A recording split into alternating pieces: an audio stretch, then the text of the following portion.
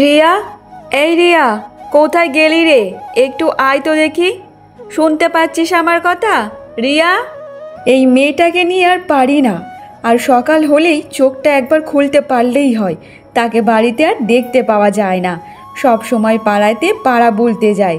জানি না সে কোথায় যে গেল না গেল, তার কোনো ঠিক নেই। আর আমার হয়েছে যত জ্বালা, শুধু রান্না করো আর ঘর সংসার সামলাও।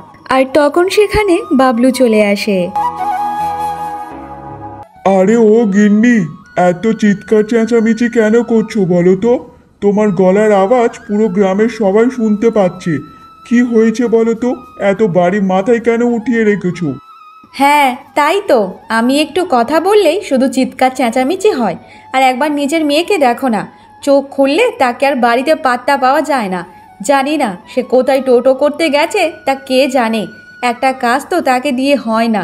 ভাবি যে এই কাজটা করাবো, তাকে আর খুঁজে পাওয়া যাবে না সেখানে। আরে গিন্নি, তুমি এত রেগে কেন যাচ্ছ বলো তো মেয়েটার উপর? সে এখন বড় হচ্ছে, আর তার বয়সে যেই সব মেয়েগুলো আছে তাদের সাথে একটু খেলাধুলা করবে, একটু গল্পগুজব করবে। এই তোমার আশকারা পেয়ে পেয়ে আজকের মেয়ে পুরো তোমার মাথার ওপর উঠে গেছে। কেন? এখন তো সে বড় হচ্ছে। কেন মায়ের হাতে হাতে দুটো কাজ করলে কি হয় না? সেগুলো তো শিখে রাখতে পারে। দুদিন পর বিয়ে দেব, আর তারপর সেখানে গিয়ে যদি কোনো কাজকর্ম না পারে, তাহলে শ্বশুরবাড়ির লোকজন বলবে যে মেয়ের বাপের বাড়ি থেকে কিছুই শিখে পাঠায়নি। তাহলে বলো, সেগুলো শুনতে কি ভালো লাগবে? দেখো গিন্নি, সেই কারণে তো ওকে আমি কিছু বলছি না। দুদিন পর যখন বিয়ে দেব, সেই শ্বশুর বাড়িতে গিয়ে তো অনেক কাজকর্ম তাকে করতে হবে, পুরো সংসার সামলাতে হবে। তাই এখন আমরা চাপ দিয়ে কি করব? যদি এখানটায়ও কাজ করে ওখানটায়ও কাজ করে, তাহলে মেয়েটার একটু বিশ্রাম নেওয়ার তো দরকার আছে। ওকে একটু খেলতে দাও তো তুমি। আজকের ওকে বাড়িতে আসতে দাও। একদম ঠ্যাং হাত পা ভেঙে রেখে বাড়িতে বসে রাখবো। বাড়িতে বসে থাকবে তবু ভালো। জানি না সে এখন কোথায় কি করছে না করছে, তার কোনো ঠিক নেই। আর এদিকে হচ্ছে আমার যত জ্বালা, সংসারে কাজ করতে করতে আমি পুরো পাগল হয়ে যাচ্ছি। আরে গিন্নি, এত গরমে এত বেশি মাথাটা গরম করো না তো। একেই তো গরম হয়ে আছে। জানি না এরপর যদি আরো বেশি গরম হয়ে যায়, পুরো মাথা বাষ্ট হয়ে যাবে। শান্ত হয়ে যাও, শান্ত হয়ে যাও। আগে মেয়েকে ঘরে আসতে দাও, তারপর নয় যা বলার বলো। এই তোমরা বাপ বেটে মিলে আমাকে পুরো পাগল বানিয়ে দেবে, আমি এখন বুঝতেই পারছি ভালোভাবে। এদিকে রিয়ার মা খুব রেগে আছে রিয়ার ওপর, আর অন্যদিকে রিয়ার কাণ্ডখানা দেখো। এই শোন, কেউ বেশি চিৎকার চেঁচামেচি করবি না। আমরা চুরি করতে এসেছি। যদি বেশি চিৎকার চেঁচামেচি করিস, তাহলে কিন্তু আমরা ধরা পড়ে যাব। আর তুই তো জানিস এটা সরকারদের বাগান। যদি একবার ধরা খাই রে বাবা, তাহলে আর রক্ষা হবে না। আচ্ছা শোন রিয়া, এই চুরি করা কিন্তু আমাদের ঠিক হচ্ছে না। তার ওপর এটা সরকারদের বাগান। যদি কেউ দেখে বলে দেয়, তাহলে কিন্তু বাবা মায়ের সামনে আমাদের ধরে মারবে। সেটা কিন্তু ঠিক হয় না।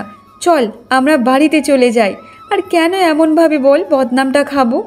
আরে চুপ কর তো তুই। তুই এত ভীতু, তোকে কি বলবো বলতো? দেখ, গাছে কত সুন্দর সুন্দর আম হয়েছে। আর এই সময় আমের মরশুম, আর বলছি যে এত সুন্দর আম ছেড়ে আমরা চলে যাব না।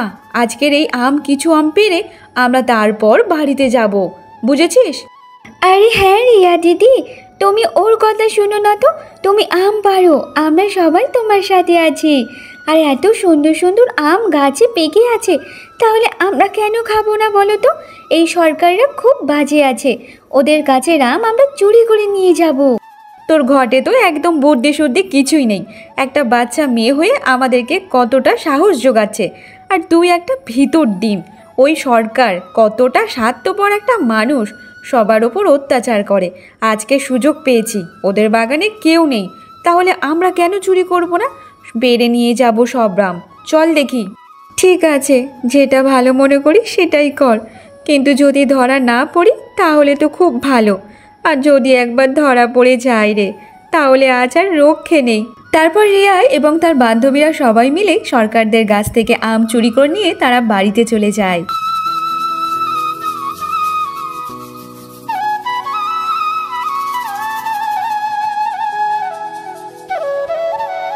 দেখো, এই যে চলে এসেছে মহারানী।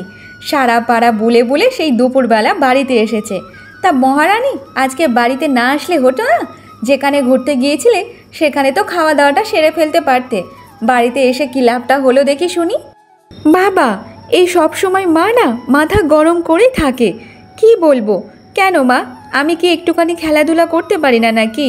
বলো তো দেখি, সব সময় বাড়িতে থেকে কি করব বলো তো? হ্যাঁ তাই তো, তোর তো এখন খেলার বয়স, তুই তো খেলা করবি তাই না? একবার দেখেছিস নিজেকে? আয়নায় ভালো করে দেখ।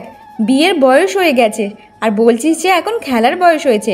দুদিন পর তোকে বিয়ে দেব, তো সেখানে গিয়ে কি করবি? সারাক্ষণ কি পাড়া বুলাবি নাকি? দেখো মা, এখন আমাকে বিয়ে টিয়ের কথা বলবে না। আমি এখন বিয়ে টিয়ে করতে চাই না, আর আমার বিয়ে করতে ভালো লাগে না। কেন মা, তোমার কি অসুবিধা হচ্ছে যে আমি এখানে আছি? কই, বাবার তো অসুবিধা হয় না, বাবা তো কোনো দিন আমাকে বিয়ে থাকার কথা বলে না। যখন তোমার সাথে কথা হয় তখন শুধু বিয়ে বিয়ে বিয়ে। কেন মা, তুমি কি আমাকে এখান থেকে বিদায় করতে চাও নাকি? বলো তো দেখি। হ্যাঁ, তুই এখন বুঝবি কেন? এখনও তো মা হোসনি, যেদিন মা হবি সেদিন বুঝবি। এখন তো মেয়ে বড় হলেই মাদের কত চিন্তা হয় না হয় সেটা তুই কি করে বুঝবি? তোর এই সব তো কাজ না, না? তুই তো এখন শুধু পাড়া বুলাবি, খেলবি, দেলবি, এই সব তো তোর মাথায় ঘোরে। আহা গিন্নি, একটু থামো তো। মেয়েটা সবে বাড়িতে এসেছে আর তোমার এই মুখ চালানো শুরু হয়ে গেছে।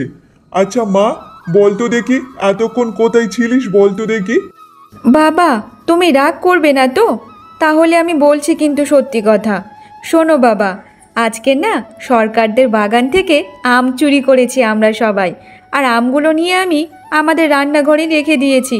সবাই সবার আম নিয়ে চলে গেছে আর আমি আমার আম নিয়ে চলে এসেছি। বাবা, ওদের ওই গাছের আম না খুব মিষ্টি, খুব মিষ্টি, তাই তো চুরি করে নিয়ে এসেছি বাবা। দেখেছো তোমার ধিঙ্গিমের কাণ্ড? দেখো, সেই সরকারদের বাগান থেকে আম চুরি করে নিয়ে এসেছে। ওরা তো একদম কাউকে ছেড়ে কথা বলে না, আর তাদের বাগান থেকে আম চুরি করে নিয়ে এসেছে। একবার যদি জানতে পারে না, তোমার মেয়েকে এখান থেকে তুলে নিয়ে যাবে, মনে রেখো। দেখ মা, তুই আম চুরি কেন করলি বলতো দেখি। এটা কিন্তু তুই অন্যায় কাজ করলি, এটা আমি তোকে আর মানতে পারছি না। তুই তো জানিস ওরা মানুষ কেমন, ওরা মানুষ ভালো না, আর তুই তাদের কাছ থেকে আম চুরি করলি। দেখো বাবা, আমি জানি আমি অন্যায় কাজ করেছি, আর ওরা তো কাউকে কোনো জিনিস কাউকে দিয়ে খায় না। তাহলে কেন করবো না বলো তো? ওদের মনে অনেক হিংসা, তাই জন্য তো সুযোগ পেয়ে আমি চুরি করে নিয়ে এসেছি। আর এখন আমের মরশুম চলছে, এখন যদি না আম খাই তাহলে কখন খাবো বলো তো বাবা? কেন রে, তোর বাবা কি আম কিনে তোকে খাওয়াতে পারে না নাকি, যে লোকের গাছ থেকে আম চুরি করে নিয়ে এসে খাচ্ছিস? আজকেকার পর থেকে তোকে বাড়ির বাইরে পা রাখতে দেব না, সব সময় বাড়ির মধ্যে থাকবি, বুঝেছিস তো? গেলেই তো এর বাগানে চুরি, ওর বাগানে চুরি, সব চুরি করতেই থাকিস। কী যে শিক্ষা দিয়েছি তা কে জানে। শোনো, তোমার মেয়ের জন্য একটা ভালো দেখে ছেলে দেখো, ওকে বিয়ে দিয়ে দেবো তাড়াতাড়ি, এখানে আর রাখবো না। আমি এখন বিয়ে করতে চাই না, একটু মাকে বোঝাও তো, একটু শান্ত করাও মাকে। দেখতে দেখতে এমনভাবে বেশ কিছুদিন কেটে যায়, আর রিয়ার জন্য ছেলে খোঁজা হচ্ছিল। তারপর সরলা রিয়াকে দেখে পছন্দ করে তার ছেলের জন্য বৌমা করে নিয়ে যায়। সকালে উঠে রিয়া রান্নাঘরে যাচ্ছিল, আর তখন তার শাশুড়ি মা বলতে থাকে, আরে বৌমা, তুমি রান্নাঘরে কি করতে এসছো মা?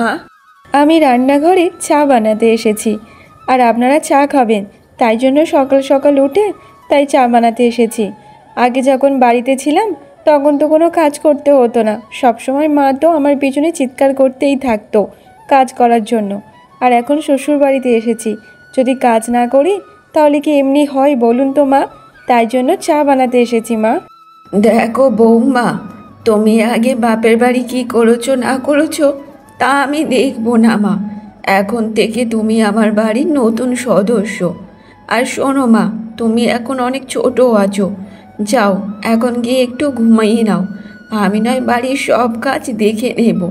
যখন আমার মতো বয়স হবে তোমার, তখন নয় এই সংসারের হাল ধরবে, বুঝেছো? কিন্তু মা, আপনার তো বয়স হয়েছে, আর আপনি এই বয়সে এমনভাবে কাজ করবেন সেটা কি ভালো দেখায় বলুন তো?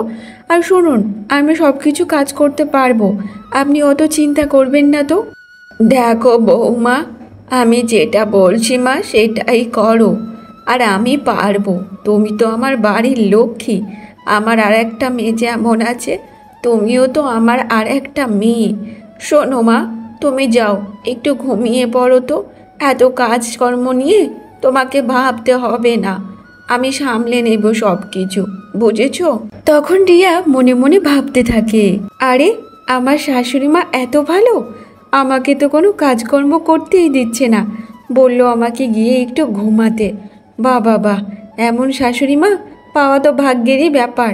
ভালোই হয়েছে আমার মা তাড়াতাড়ি বিয়ে দিয়েছে, নতুবা ওখানে থাকলে সব সময় শুধু চিৎকার করতেই থাকতো। আরে বৌমা, এত কি ভাবছো বলো তো মা? যাও তুমি গিয়ে একটু ঘুমিয়ে নাও, আর আমি যখন রান্না বান্না করে নেব তখন নয় তুমি উঠে হাত মুখ ধুয়ে আবার খেতে আসবে, বুঝেছো মা? না মা, আমি তেমন কিছু ভাবছি না। আচ্ছা ঠিক আছে, আপনি যখন এতবার করে বলছেন তাহলে আমি যাচ্ছি মা। রিয়া এইসব বলে তার শাশুড়ি মায়ের কথায় সে আবার ঘুমাতে চলে যায়। দেখতে দেখতে এমনভাবে বেশ কিছুদিন কেটে যায়। রিয়া আর সরলা একসাথে বসে কথা বলছিল, আর তখন রিয়ার ননদ আসে। বৌদি, তাড়াতাড়ি এই জামা কাপড়গুলো কেচে নিয়ে আসো তো দেখি, এই জামা কাপড়ে খুব নোংরা পড়েছে, তাড়াতাড়ি গিয়ে কেচে নিয়ে আসো। আর এমনিতে এই নোংরা জামা কাপড় পরতে আমার একদম পছন্দ না। বলছিলাম যে বোন, আমি যদি কালকে সকালেই জামা কাপড়গুলো কেচে দিই তাহলে কি কোনো অসুবিধা হবে? কারণ আজকে তো অনেক বিকাল হয়ে গেছে, সন্ধ্যা প্রায় হতে যাচ্ছে, তাই ভাবলাম যে আজকের গিয়ে কি হবে, কালকে তাহলে একেবারে ভালোভাবে সকাল সকাল কেচে আনতে পারবো। কেন বৌদি, সারাদিন তো শুধু ঘরেতেই বসে থাকো, কোনো তো কাজকর্ম করো না, আর একটা কাজ দিলে সঙ্গে সঙ্গে বলো যে কালকের করতে যাব। কেন বৌদি, এতটা কুঁড়ে কেন হয়েছো বলো তো? আর হবেই না বা কেন? আমার মায়ের আশকারা পেয়ে পেয়ে তুমি তো মাথায় উঠছো, তাই না? দেখ তিয়াশা, একদম বাজে কথা বলবি না। কেন, নিজের কাজগুলো কি নিজে করে শিখে নিতে পারিস না নাকি? বল তো দেখি, সব সময় এসে এইটা করে দাও ওটা করে দাও। আজকের বৌদি এসছে বলে তুই বৌদিকে বলতে পারছিস, আর কিছুদিন আগেই তো আমাকে নিয়েই নুড়োনুড়ি করতিস, মা এটা করে দাও ওটা করে দাও। কেন, একটু দুটো কাজ শিখলে কী বা হয়? দুদিন পর তো শ্বশুর বাড়ি যাবি। ঠিক আছে মা, সে নয় আমি শ্বশুরবাড়ি যাব, আর আমি গিয়ে কি করব না করব সেটা আমার ওপর ছেড়ে দাও, কিন্তু তোমার বৌমাকে ঘরেতে সাজিয়ে রাখার জন্য নিয়ে এসছো নাকি, যে বাড়ির কোনো কাজকর্ম করতে দাও না, শুধু খায় দায় আর ঘুমায়, আর তো কোনো কাজই দেখতে পাই না, সব কাজ তো আমাকে দিয়েই তো করাও। কি বললি? আমি তোকে দিয়ে সব কাজ করাই? বাড়ির কোন কোটিটা নারী শুনি তো দেখি, যেখানে খেয়ে যাস থালাটা সেখানেই রেখে যাস, আর বলছিস সে বাড়ির সব কাজ করিস? শোন বৌমা, তোর কোনো কিছু কাচবে না জামা কাপড়, তুই নিজে গিয়ে করে নে, আর এখন থেকে যে কাজগুলো করবি নিজে নিজে করতে শেখ, বুঝেছিস? না মা, বোনকে এমনভাবে বলো না, ও যে অনেক ছোট। আচ্ছা শোনো, আমি গিয়ে তোমার সব জামা কাপড় এক্ষুনি কেচে দিচ্ছি, তুমি একদম চিন্তা করো না বোন। থাক বৌদি, তোমাকে ছুঁচো মেরে হাত গন্ধ করার কোনো দরকার নেই, মা তো বলে দিয়েছে, আর এই কাজটা আমি করে নিতে পারবো, তোমাকে অত করে দিতে হবে না। তুমি থাকো মায়ের কাছে, তুমি খাও দাও আর ঘুমাও, বুঝেছো? কারণ মায়ের তুমি আদরের বৌমা। এইসব বলে তিয়াশা ওখান থেকে চলে যায়। দেখতে দেখতে এমনভাবে বেশ কিছুদিন কেটে যায়। একদিন পাড়ার টুম্পা কাকিমা সরলার কাছে আসে। কে রে সরলা, তুই এমনভাবে কাজকর্ম করছিস কেন বল তো? তা তোর বৌমা কোথায় সেটা শুনি তো। আমার বৌমা একটু ঘুমাচ্ছে রে, তাই জন্য ওকে আর ডাকাডাকি করিনি, আর সংসারের কাজ তো এমনিতে আমিই করি, বৌমাকে দিয়ে আর কি করাবো বল তো, একেই তো ছোট সংসার। এখন 8টা বেজে গেছে সকাল, আর তোর বৌমা বিছানায় পড়ে পড়ে ঘুমাচ্ছে? বাবা, আমার বৌমারা তো সেই সকাল 6টার সময় ঘুম থেকে উঠে বাড়ির সব কাজ করে, আমাকে তো একটা কাজে হাত লাগাতে দেয় না। তা কি এমন বৌমা নিয়ে আসলি যে সকালবেলা 8টা পর্যন্ত এখন পড়ে পড়ে বিছানায় ঘুমাচ্ছে? আরে আমি বলেছি রে টুম্পা, আমার বৌমাকে বলেছি তুমি গেমা একটু ঘুমাও, এত সকাল সকাল উঠে কি করবে বলো তো? আর এমনিতে ও বাচ্চা মেয়ে, সংসারের এখন থেকে যদি হাল ধরে তাহলে বয়স্ককালে কি করবে বল তো? তাই জন্য আমি ভাবলাম যে আমি যতদিন আছি ততদিন করে যাই, আর এমনিতে আমি তো বসে থাকতে পারি না, শুধু কাজ করতে মন চায়, তাই জন্য তো করছি রে। আর তখন সেখানে তিয়াশা চলে আসে। হ্যাঁ মা, সবসময় তো বৌদিকে মাথায় তুলে রেখেছো, কেন কোনোদিন কি আমাকে বলেছো যে যা তুই একটু বিশ্রাম কর? কখনো তো আমাকে বলনি। দু চার কথা আমার মুখের ওপর শুনিয়ে তো দাও। তোকে বলবো না তোর কাকে বলবো বল তো? বাড়ির কি কোনো কাজ তুইও করিস না কি? তুইও তো কিছুই করিস না, আর দুদিন পর পরের ঘরে যাবি। তা এখন থেকে তোকে তো শিখে রাখা দরকার নাকি? সে কেমন শ্বশুরবাড়ি পড়বে না পড়বে তার তো কোনো ঠিক নেই। তবে দেখ সরলা, তুই এমনভাবে বৌমাকে মাথায় তুলিস না। এমন করতে করতে একদিন দেখবি বৌমা তোকে দিয়ে সব কাজ করাবে, বুঝেছিস? আর একটু বৌমাকে দিয়ে কাজকর্ম করা। হ্যাঁ গো মাসি, ওই দিনটা আসলে তো খুবই ভালো হবে। আমি তো ওই দিনের অপেক্ষাই করছি। একটু মা বুঝুক তার বৌমাকে এমন আদর দিয়ে দিয়ে কেমনভাবে বাঁদর তৈরি করছে। খুবই ভালো হবে যদি মাকে ওরকমভাবে কাজ করাই সব সময়। তুই যে বাড়ির এত কাজকর্ম করিস, তোর তো বয়স হয়েছে, তাহলে তোর এইসব কাজকর্ম করতে কি কষ্ট হয় না নাকি বল তো দেখি? আমার কাজ করতে যে খুব ভালো লাগে। আর বৌমাকে এখন আমি কেন কাজের ভার দেবো বলতো? আর একটু বয়স হোক আমার, তখন থেকে না বৌমাই করবে সব কাজ। দেখতে দেখতে এমনভাবে বেশ কয়েকটা মাস কেটে যায়। তবে তিয়াশার জন্য তিয়াশার বাড়ির লোক একটা ছেলে খোঁজে তাকে বিয়ে দেওয়ার জন্য।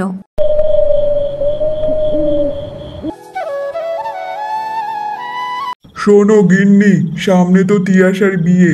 তবে মা বলে দিয়েছে এবার কিন্তু তোমাকে সব দায়িত্ব নিতে হবে বিয়ের। ঠিক আছে, সে তো নয় বুঝলাম, কিন্তু দায়িত্ব কী নেব সেটা তো বলো। দেখো, অনেক তো লোক কুটুম্ব আসবে তিয়াশার বিয়েতে। মা তো একা হাতে সব কিছু পারবে না, আর আমি সব দিকে খেয়াল রাখবো।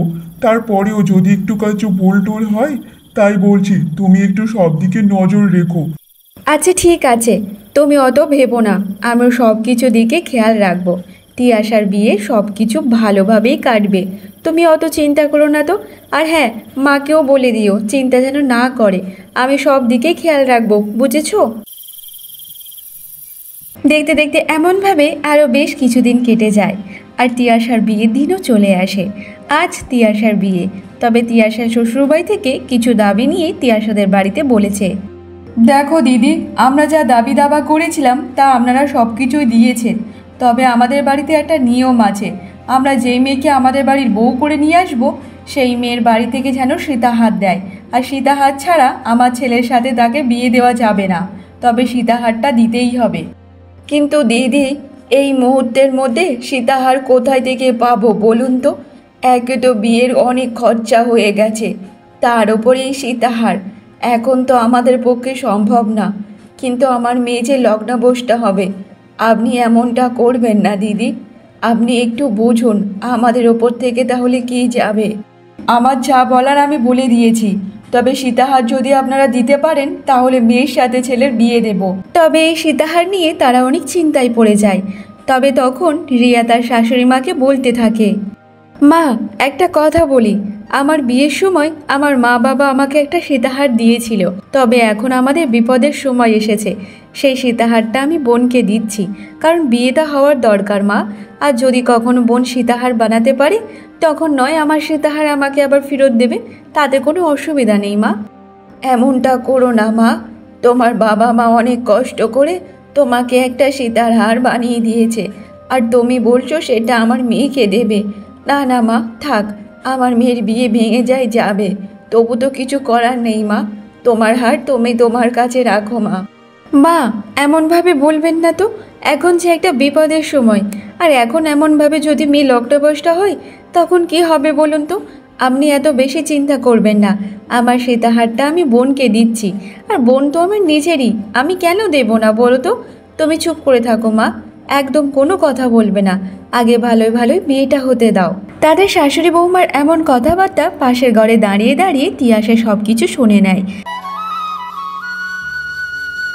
বৌদি, আমি এতদিন ভাবতাম যে তুমিই খারাপ, সব সময় তোমার নামে অনেক উল্টোপাল্টা কথা বলেছি, তোমাকে নিয়ে অনেক হিংসা করেছি। মা যখন তোমাকে এত ভালোবাসতো, মাথায় তুলে রাখতো, তখন আমার খুব হিংসা হতো বৌদি। তবে আজকে দেখলাম যে তোমার মনটা অনেকটা বড়, আমার বিয়ে ভেঙে যাচ্ছে দেখে তোমার নিজের সোনার সীতাহার আমাকে দিচ্ছ মা। দূর পাগলে, তুমি কি আমার অন্য কেউ হও নাকি? তুমি তো আমার নিজেরই বোন। আর একটা কথা বলো তো দেখি, আমি আমার নিজের বোনকে দেবো না তা কাকে দেবো বলো? তোমরাই তো হচ্ছে আমার আপনজন। আর শোনো, তাড়াতাড়ি তৈরি হয়ে নাও, আবার যে সামনে লগ্ন আছে। বৌদি, আমাকে ক্ষমা করে দিও। আমি তোমার সাথে অনেক খারাপ ব্যবহার করেছি, হিংসা করেছি, কিন্তু আমাকে ক্ষমা করে দিও বৌদি। তোমার মতো যে বৌদি পাওয়া অনেকটা ভাগ্যের ব্যাপার। আমি ভগবানের কাছে এটাই প্রার্থনা করব, তোমার মতো বৌদি যেন প্রত্যেকটা ননদই পাই। নাও, তুমি তাড়াতাড়ি যাও তো, তাড়াতাড়ি তৈরি হয়ে নাও, আর এত বেশি কথা বলতে হবে না। তারপর রিয়া তার ননদকে সীতাহারটা দিয়ে দেয়। তারপর তাদের বিয়ে সম্পূর্ণ হয়ে যায়। আর এদিকে রিয়া তার পরিবারকে নিয়ে খুশি খুশি জীবন কাটাতে থাকে।